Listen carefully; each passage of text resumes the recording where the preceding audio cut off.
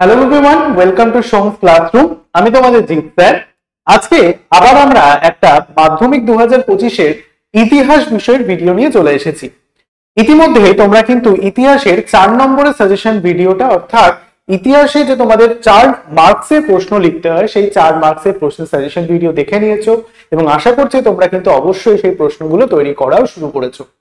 আজকে এই ভিডিওতে আমরা যে টপিকটা নিয়ে আলোচনা করবো সেটা তো অবশ্যই ইতিহাস, এবং তার পাশাপাশি 4 নম্বরের যে প্রশ্নগুলো তৈরি করেছি তাছাড়া তোমাদের কিন্তু ইতিহাসে একটা করে বড় প্রশ্ন অর্থাৎ 8 নম্বরের প্রশ্ন লিখতে হয়।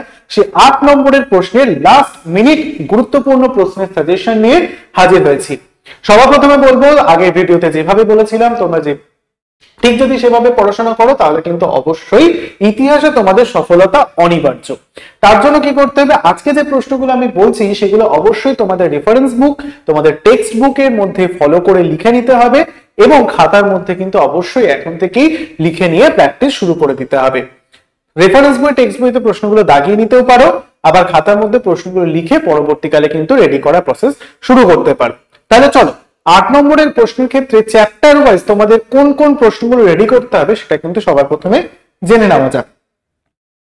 প্রথমে দেখো, আগের দিন আমরা এভাবেই বলেছিলাম যে অধ্যায় 1 অর্থাৎ তোমাদের যে ফার্স্ট চ্যাপ্টার রয়েছে ইতিহাসের ধারণা, এই অধ্যায় থেকে পর্ষদ নির্ধারণ করে দিয়েছে যে কোন প্রকার বড় প্রশ্ন অর্থাৎ 8 নম্বরের প্রশ্ন এই চ্যাপ্টার থেকে কিন্তু আসছে না। তাই সেক্ষেত্রে আমি তোমাদের যে 4 নম্বরের প্রশ্নের সাজেশনটা দিয়েছিলাম সেই ভিডিওটা দেখে কিন্তু 4 নম্বরের জন্য অধ্যায় 1 থেকে তোমরা প্রশ্ন রেডি করবে। তাহলে বোঝা গেল অধ্যায় 1 থেকে তোমাদের 8 নম্বরে বড় প্রশ্ন কিছু আসছে না। তাই অধ্যায় 1টা বাদ 8 নম্বরের প্রশ্ন আমরা এখান থেকে তৈরি করব না, শুধুমাত্র 4 করব। 4 প্রশ্নগুলো লিখে নিয়ে দেখে নিতে পারো তোমরা। চলো এরপরে যেহেতু 1 নম্বর চ্যাপ্টারটা আমাদের প্রয়োজন নাই, তাই আমরা 2 নম্বর চ্যাপ্টারের দিকে ফোকাস করব। অর্থাৎ তোমাদের যে সেকেন্ড চ্যাপ্টারটা রয়েছে সংস্কার, বৈশিষ্ট্য ও পর্যালোচনা, এই অধ্যায় থেকে তোমাদের কোন কোন গুরুত্বপূর্ণ 8 নম্বরের বড় প্রশ্নগুলো তৈরি করতে হচ্ছে দেখো। বিশেষভাবে তোমাদের যে কটা প্রশ্ন আজকে আমি দিচ্ছি এই প্রশ্নগুলো কিন্তু একটু ভালো করে রেডি করবে। এই প্রশ্নগুলো কিন্তু বারে বারে দেখা দিচ্ছে যে টেস্ট পেপার, সেটা পর্ষদের হোক, আমাদের WBTA, ABTE বা WBH এবং স্কুলের প্রশ্নে বারে বারে কিন্তু এই প্রশ্নগুলোই বহুবার আসছে। তাই গুরুত্বের ভিত্তিতে যে প্রশ্নগুলো সব থেকে বেশিবার স্কুলে এসছে সেই প্রশ্নগুলোই কিন্তু আমি আজকে তোমাদের জন্য রেখেছি। প্রথম প্রশ্ন সেকেন্ড চ্যাপ্টার থেকে বলছে, শিক্ষা বিস্তারে প্রাচ্য ও পাশ্চাত্যবাদী বিতর্ক কি? উচ্চশিক্ষার বিকাশে কলিকাতা বিশ্ববিদ্যালয়ের ভূমিকা আলোচনা করো। দুটো প্রশ্ন কিন্তু অবশ্যই ইম্পর্টেন্ট, দেখো আমি স্টার মার্ক করে রেখেছি, খুব ইম্পর্টেন্ট প্রশ্ন সেকেন্ড অধ্যায় থেকে। এরপর সেকেন্ড অধ্যায়ের দ্বিতীয় প্রশ্ন বলছে, ভারতে পাশ্চাত্য শিক্ষার বিস্তার সম্পর্কে লেখো। একই প্রশ্ন কিন্তু ইম্পর্টেন্ট প্রশ্ন, দেখে রাখবে। 3 দাগের প্রশ্ন বলছে, রাজা রামমোহন রায়কে বাংলা নবজাগরণের অগ্রদূত বা ভারতের প্রথম আধুনিক মানুষ বলার কারণ কি? ইম্পর্টেন্ট প্রশ্ন। 4 দাগের প্রশ্ন বলছে এই অধ্যায় থেকে, 19 শতকের ভারতে সমাজ সংস্কারের ক্ষেত্রে নব্যবঙ্গ আন্দোলনের সংক্ষিপ্ত পরিচয় দাও। এই আন্দোলনের, এটা না আন্দোলনের হবে, এটা যেহেতু ভেঙে লিখেছে তার কারণে একটু ভেঙে গেছে। এই আন্দোলনের বিরোধীয় ভূমিকা সম্পর্কে লেখো, অথবা এই আন্দোলন ব্যর্থ হয়েছিল কেন। ইম্পর্টেন্ট প্রশ্ন, দেখতে পাচ্ছি আমি দুটো স্টার দিয়ে রেখেছি। হয়তো দিল 19 শতকের ভারতে সমাজ সংস্কারের নব্যবঙ্গ আন্দোলনের সংক্ষিপ্ত পরিচয় দাও, এই আন্দোলনের বা এই আন্দোলন ব্যর্থ হয়েছিল কেন, এটাও দিতে পারে। অথবা বলতে পারে 19 শতকের ভারতের সমাজ সংস্কার আন্দোলনের সংক্ষিপ্ত পরিচয় দিয়ে এই আন্দোলনের ডিরোজিওর ভূমিকা কি সেটা লেখো। ইম্পর্টেন্ট প্রশ্ন। 5 দাগের প্রশ্ন বলছে, 19 শতকে বাংলার সমাজ সংস্কার আন্দোলনে ব্রাহ্ম সমাজের ভূমিকা আলোচনা করো। বহুবার টেস্ট পেপারে আসছে, তাই দেখো 3টে স্টার দিয়ে রেখেছি আমি। এই অধ্যায় থেকে 6 নম্বর প্রশ্ন তোমরা যেটা রেডি করবে সেটা হচ্ছে, 19 শতকের প্রথমার্ধে সতীদাহ প্রথা বিরোধী প্রচেষ্টাগুলির পরিচয় দাও। রামমোহন রায় কিভাবে সীমাহীন প্রথা বিরোধী আন্দোলনকে, এই সতীদাহ প্রথা বিরোধী আন্দোলনকে সাফল্যমণ্ডিত করেছেন। ঠিক আছে, এটা সতীদাহ হবে, লেখাগুলো খুব ভুল হয়েছে এবার।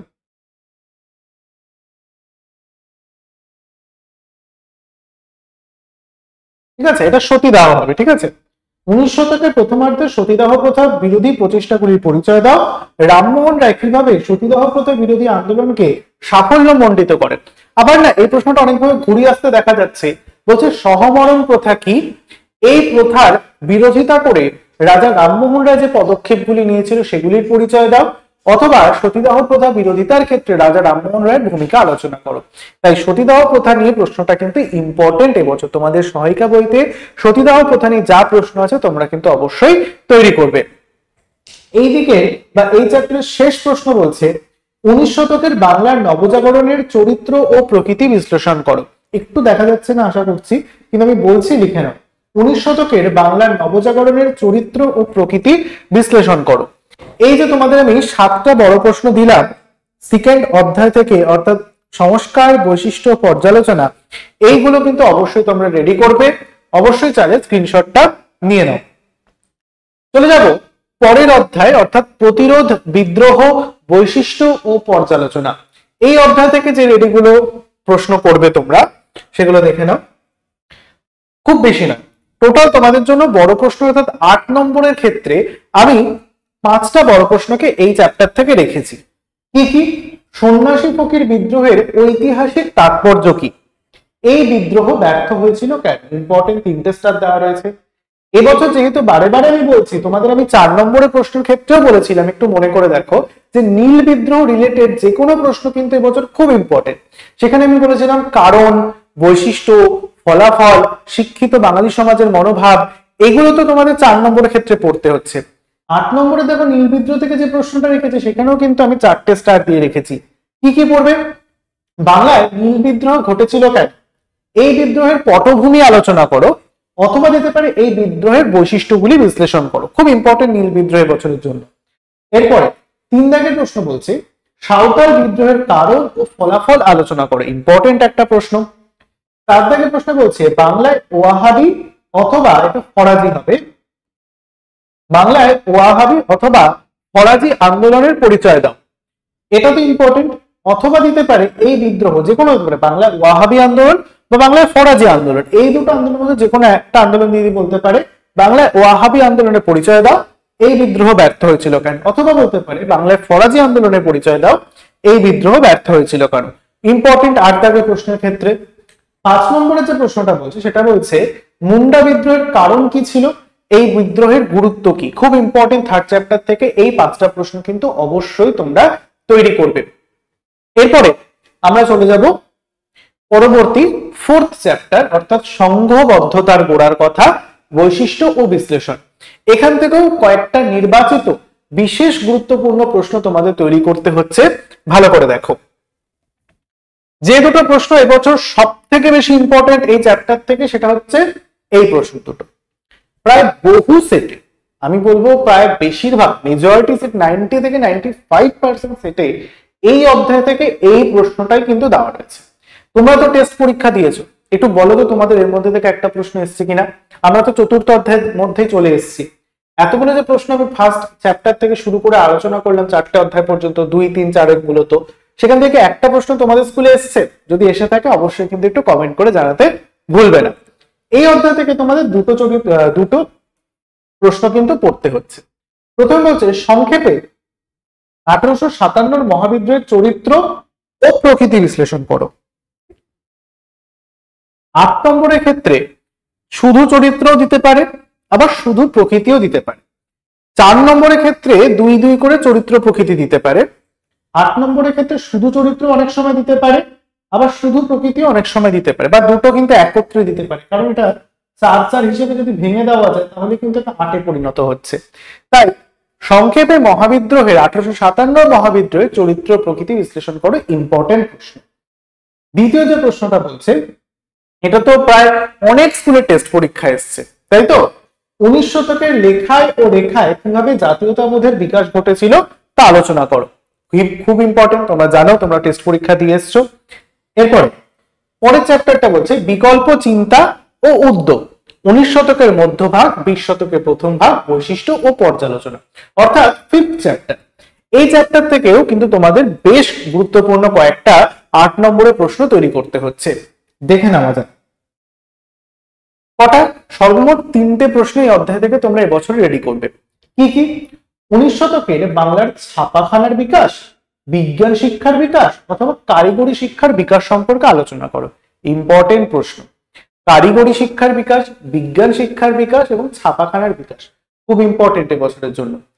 এরপরে যে প্রশ্নটা আমার মনে হচ্ছে এবছর রবীন্দ্রনাথের শিক্ষা চিন্তা একটা দেবেই দেবে, নয় হচ্ছে বিশ্বভারতী রবীন্দ্র ভারতী চিন্তা, অথবা এই প্রশ্নটা দেবে রবীন্দ্রনাথ ঠাকুরের শিক্ষা চিন্তা ও শান্তিনিকেতন ভাবনার পরিচয় দাও। ইম্পর্টেন্ট, আমি 4টে স্টার দিয়ে রেখেছি। অথবা রবীন্দ্রনাথকে কেন্দ্র করেই আর একটা প্রশ্ন দিতে পারে এবছর, ধরে নাও রবীন্দ্রনাথ একটা দেবেই, আমি বলে দিলাম একটা। কিভাবে? মানুষ প্রকৃতি শিক্ষার সমন্বয় বিষয়ে রবীন্দ্রনাথের চিন্তার সংক্ষিপ্ত পরিচয় দাও। এটাতেও দেখো আমি 4টে স্টার দিয়ে রেখেছি। অর্থাৎ এই 3টে প্রশ্ন 5th চ্যাপ্টার থেকে কিন্তু তোমরা অবশ্যই তৈরি করবে। এরপরে আমরা চলে যাব পরবর্তী চ্যাপ্টার অর্থাৎ 6th চ্যাপ্টার। এই যে 6th এবং 7th চ্যাপ্টার, এই দুটো চ্যাপ্টার কিন্তু মূলত বড় প্রশ্নের ক্ষেত্রে। আমি তোমাদের যখন 4 নম্বরের প্রশ্ন আলোচনা করেছিলাম তখনও বলেছি যে তোমাদের কিন্তু মূলত 6 এবং 7 অর্থাৎ সপ্তম এবং ষষ্ঠ এই দুটো অধ্যায়ের জন্য কিন্তু তোমাদের 8 নম্বরের প্রশ্নকে ফোকাস করে পড়তে হবে। এবং আমি তোমাদের 4 নম্বরের ক্ষেত্রে অনেক প্রশ্ন তখন বলেছি। ইতিমধ্যে তোমরা 4 নম্বর যদি পড়ে ফেলে থাকো তাহলে কিন্তু জানবে যে তোমাদের অনেকগুলো প্রশ্ন কিন্তু তৈরি হয়ে গেছে ইতিমধ্যে। এরপর দেখো, এই চ্যাপ্টার থেকে তোমরা প্রথম প্রশ্ন যেটা করবে, 19 শতকে ভারতে ব্রিটিশ বিরোধী আন্দোলনে বামপন্থীদের ভূমিকা আলোচনা করো। 3টে স্টার দেওয়া রয়েছে, অবশ্যই ইম্পর্টেন্ট। এরপরে 20 শতকের ভারতে কৃষক আন্দোলনের পরিচয় দাও। এই আন্দোলনে কংগ্রেস অথবা বামপন্থীদের ভূমিকা আলোচনা করো। একই রকম প্রশ্নটা কিন্তু, ঠিক আছে? চলো এরপরে 3 দাগের প্রশ্ন বলছি ভারত ছাড়ো আন্দোলনে শ্রমিকদের ভূমিকা বিশ্লেষণ করো। 4 দাগের প্রশ্ন বলছে 1918 থেকে 1934 খ্রিস্টাব্দ পর্যন্ত ভারতের শ্রমিক আন্দোলনের পরিচয় দাও। এই আন্দোলনকে দুর্বল করার জন্য এই আন্দোলনকে দুর্বল করার জন্য ব্রিটিশ সরকার কি পদক্ষেপ নিয়েছিল? চলো, অথবা এই প্রশ্নটা একটু ঘুরিয়ে দিতে পারে, প্রথম বিশ্বযুদ্ধ পরবর্তী সময়ে ভারতের শ্রমিক আন্দোলন কিভাবে গতিপ্রাপ্ত হয়েছিল।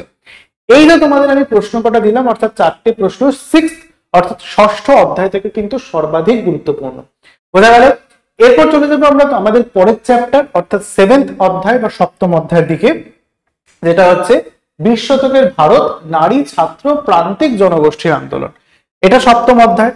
এখান থেকে কোন কোন প্রশ্নগুলো তোমরা তৈরি করবে একটু ভালো করে দেখে নাও। এখান থেকে খুব বেশি নয়, 4টে প্রশ্ন কিন্তু তোমাদের তৈরি করলেই যথেষ্ট।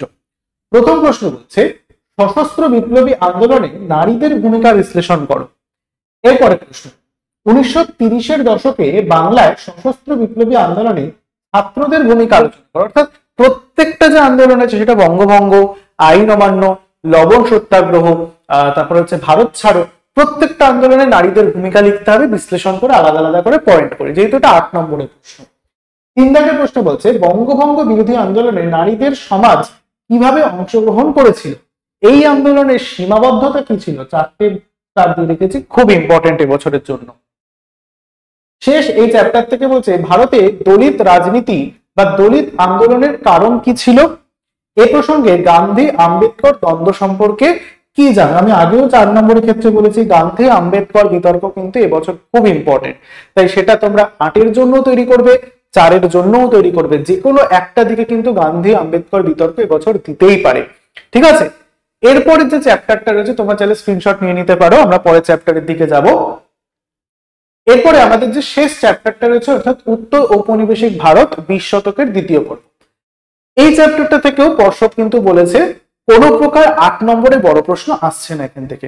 তাহলে আমাদের বাদ দিতে হলো কোন কোন চ্যাপ্টারটা? ফার্স্ট চ্যাপ্টার এবং লাস্ট চ্যাপ্টার অর্থাৎ 1 এবং 8, এই দুটো চ্যাপ্টার কিন্তু তোমরা বড় প্রশ্ন না রেডি করলেও চলবে, কারণ এখান থেকে কোনো প্রকার কিন্তু বড় প্রশ্ন 8 নম্বরের ক্ষেত্রে আসছে না। তোমাদের মূল রেডি করতে হবে 2 থেকে 7 অর্থাৎ 2, 3, 4, 5, 6, 7 এই 5টা চ্যাপ্টার, এই 6টা চ্যাপ্টার তোমাদের কিন্তু 8 নম্বরের বড় প্রশ্নের ক্ষেত্রে বিশেষ গুরুত্ব দিয়ে তৈরি করতে হচ্ছে। এবার আমি বলবো তোমাদের যে আন্দোলনের দুটো চ্যাপ্টার রয়েছে অর্থাৎ 6 আর 7, ওই দুটো চ্যাপ্টার কিন্তু তোমাদের অবশ্যই রেডি করতে হবে 8 নম্বরের বড় প্রশ্নের জন্য। এছাড়াও তোমরা যে রবীন্দ্রনাথের শিক্ষা ভাবনার যে চ্যাপ্টারটা রয়েছে ওটা একটু ভালো করে গুরুত্ব দিয়ে পড়বে, কারণ আমার খুব মনে হচ্ছে এবছর কিন্তু রবীন্দ্রনাথের শিক্ষা চিন্তা যে কোনো একটা ক্ষেত্রে, সেটা মানুষ প্রকৃতি শিক্ষা সমন্বয় হতে পারে, রবীন্দ্রনাথের শান্তিনিকেতন রবীন্দ্র ভারতী শিক্ষা চিন্তা হতে পারে, যে কোনো প্রকার একটা রবীন্দ্রনাথের শিক্ষা চিন্তা বিষয়ক প্রশ্ন কিন্তু এবছর আসবেই, একটা তীব্র একটা চান্স রয়েছে তার। তাই জন্য বলবো তোমরা যেহেতু ফার্স্ট এবং 8th চ্যাপ্টারটা বাদ হিসেবেই পড়ছো, তাই কিন্তু 2 থেকে 7 পর্যন্ত চ্যাপ্টার কিন্তু কোনোভাবেই তোমরা স্কিপ করবে না। এবং দেখতে পেলে 8 নম্বরের বড় প্রশ্নের ক্ষেত্রে আমি কিন্তু খুব ভুরি ভুরি প্রশ্ন দিইনি, বেশি করে প্রশ্ন দিয়ে তোমাদের বিভ্রান্ত করার চেষ্টা করিনি। গুটিকয়েক যে প্রশ্নগুলো এবছরে খুব গুরুত্বপূর্ণ আসার মতো এবং প্রায় বেশিরভাগ স্কুলে টেস্ট পেপারের প্রশ্ন সলভ করতে গিয়ে তোমরা পেয়েছো, সেই প্রশ্নগুলোকেই কিন্তু তুলে ধরছি আমি। এবং এই এতগুলো তো প্রশ্ন আলোচনা করলাম এবং চ্যাপ্টার প্রায় শেষ পর্যন্ত আমরা চলে এসেছি। এবার একটু কমেন্ট করে জানাও তো এর মধ্যে থেকে কি একটা প্রশ্ন তোমাদের স্কুলে এসছে, বা তোমরা কি মনে হচ্ছে যে হ্যাঁ স্যার আমাদের বাড়ির স্যারও এই প্রশ্নটা বলেছে, তাহলে কিন্তু অবশ্যই কমেন্ট করে জানাতে ভুলবে না। আজকের 8 নম্বরের ক্লাসের এই ভিডিওটা এখানেই শেষ করছি। দেখা হচ্ছে পরবর্তী কোনো ক্লাসে। ততক্ষণ তোমরা অবশ্যই পড়াশোনা করো, প্র্যাকটিস করতে থাকো তোমাদের টেস্ট পেপার, এবং দেখা হচ্ছে পরের ভিডিওতে। ভালো থেকো, টাটা।